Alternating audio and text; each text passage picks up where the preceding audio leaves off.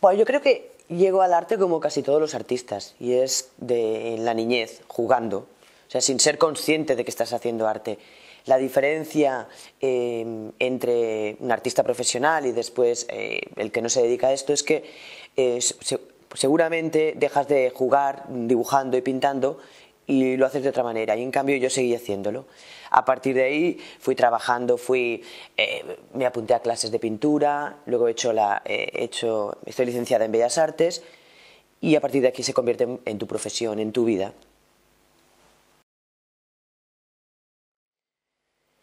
Bueno, no es una elección consciente, creo que es una evolución. Es una evolución lógica de mi trabajo, y entonces creo que con el color y la geometría y estos elementos tan simples soy capaz de comunicar más fácilmente y de una manera quizá menos explícita, pero más intuitiva, lo que quiero comunicar. Y por eso en este momento lo estoy utilizando.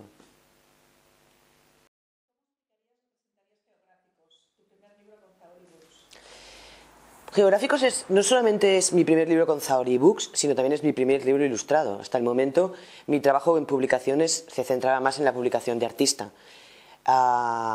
Entonces, quiero dejar claro que este es un proyecto hecho mano a mano con la editorial, sobre todo con Mireia Trius, y sobre todo en el texto, en el diseño y en la parte de ilustración de la que me he encargado yo. Esto quiere decir que, a diferencia de una publicación de artista, no está determinada, pero sí que tiene un condicionamiento, y lo entiendo perfectamente. Y a mí ha sido como un reto para mí esto. Geográficos es un libro que se encuentra camino entre el libro de artista y la ilustración. Es un libro que puede ser didáctico, y es un libro que simplemente puede ser visual, porque puede no interesarte los datos sobre geografía física y sobre el universo que están allí, pero sí que te interesa las ilustraciones, la plasticidad, las formas y los colores, ¿no? Entonces creo que es este juego, un libro híbrido un poco, a veces difícil de definir, pero creo que la gracia está ahí.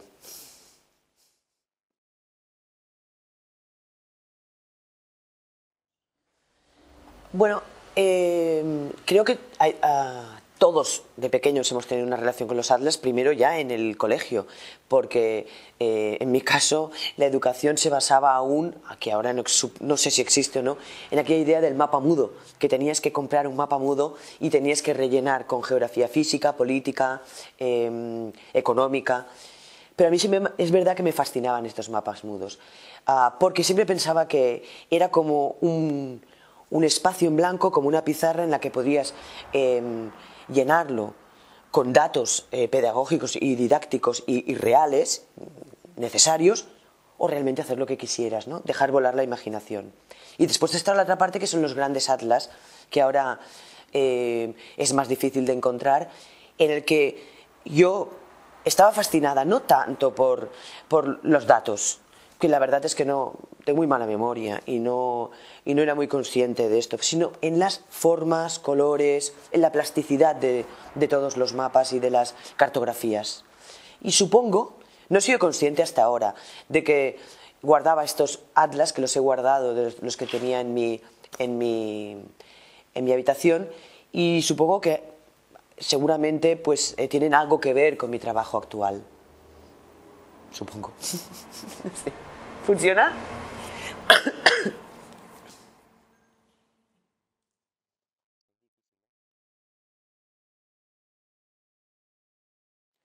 Sí, este libro para mí tiene algo de paradoja. Es decir, yo en mi trabajo actual utilizo estos códigos, estos gráficos descontextualizados, sin la leyenda y las explicaciones que los hacen inteligibles, y los paso al ámbito artístico, el ámbito del arte contemporáneo. Y en este caso hemos llegado al ámbito didáctico otra vez, ¿no?, con estas ilustraciones. Creo que es como un viaje de ida y vuelta, porque vuelven, es decir, las ilustraciones, las mismas ilustraciones sin el texto, han sido expuestas ahora en mi última exposición individual en el Museo de Arte Contemporáneo, el Patio Herreriano de Valladolid. y allí no había el texto, no existía, nadie sabía incluso de la gestación de geográficos aún de este libro, ¿no? Por lo tanto, la mirada del observador es otra, ¿no? Es simplemente ese juego plástico y de formas. Cuando se presenta el libro, cuando se presente el libro, esta mirada tiene otra relación, ¿no? Porque existe el texto. Me parece un juego maravilloso, porque no deja de ser un juego, que es lo que a mí me gusta.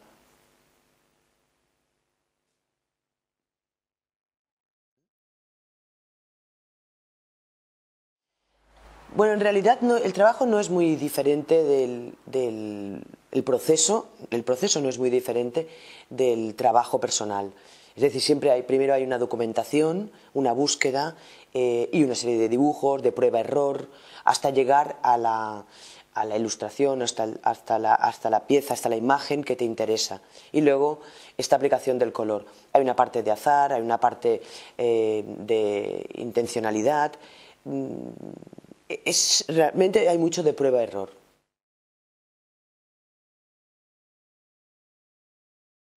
La verdad es que lo único que ha condicionado el libro infantil, es como os comentaba antes, es que es un trabajo en que hay un guión para poder realizarlo y por lo tanto me he adaptado a este guión.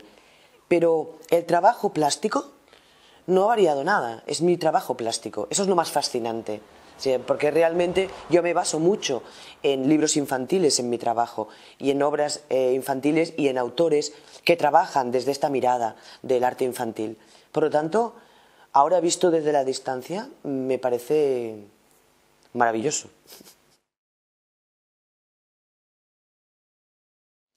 Bueno, yo creo que a los niños no hay que explicarles nada, no es necesario. Creo que ellos ya lo ven, deciden lo que les gusta, lo que no.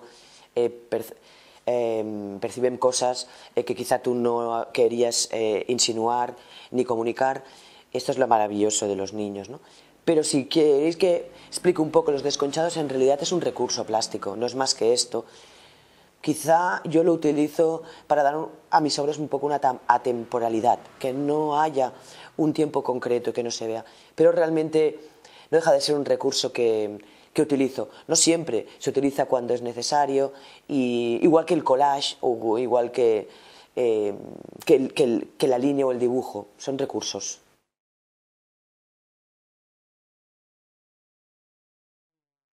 Bueno, yo creo que lo bonito del proceso creativo es disfrutar todas las etapas. Como os comentaba antes, la primera etapa, que es la de documentación, la de búsqueda, casi un poco como es el principio, es como planear el viaje sin haberlo hecho.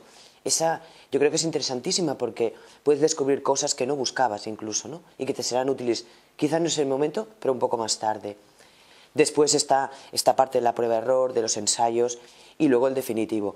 Realmente siempre hay estos 3 segundos finales cuando ya has acabado una obra que te alejas de la obra y la ves como un espectador y que te maravilla. Solo son 3 segundos, después ya lo que quieres es mejorarla, pero esos 3 segundos son fantásticos.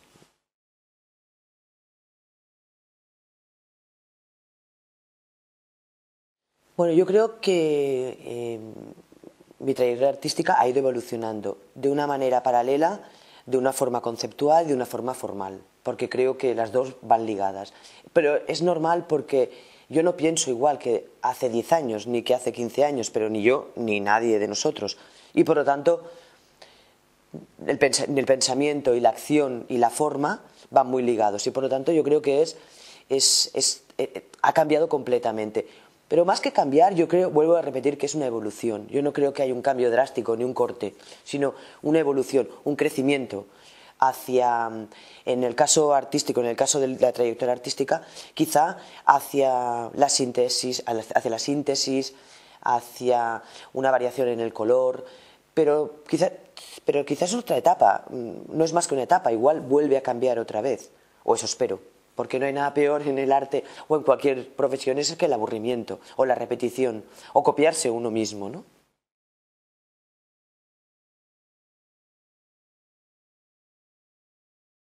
Bueno, los proyectos que le gustan a todo el mundo, no solo a mí, son aquellos, primero, que son proyectos honestos, proyectos en que el que te ofrece el proyecto pone pasión y tú puedes poner toda la pasión. Da igual si es una exposición en formato expositivo, da igual si es un libro. He de decir que yo tengo pasión por lo que es los libros y las publicaciones de artista. Eso me parece maravilloso, tanto infantiles como no infantiles, me parecen alucinantes y me gustan mucho. Pero en cualquier formato, una exposición para mí es un proyecto, ya no es solamente un proyecto pictórico, es un proyecto que engloba muchísimas cosas, ¿no? Por lo tanto, la única cosa importante de un proyecto es que te sugiera todo un mundo para realizar.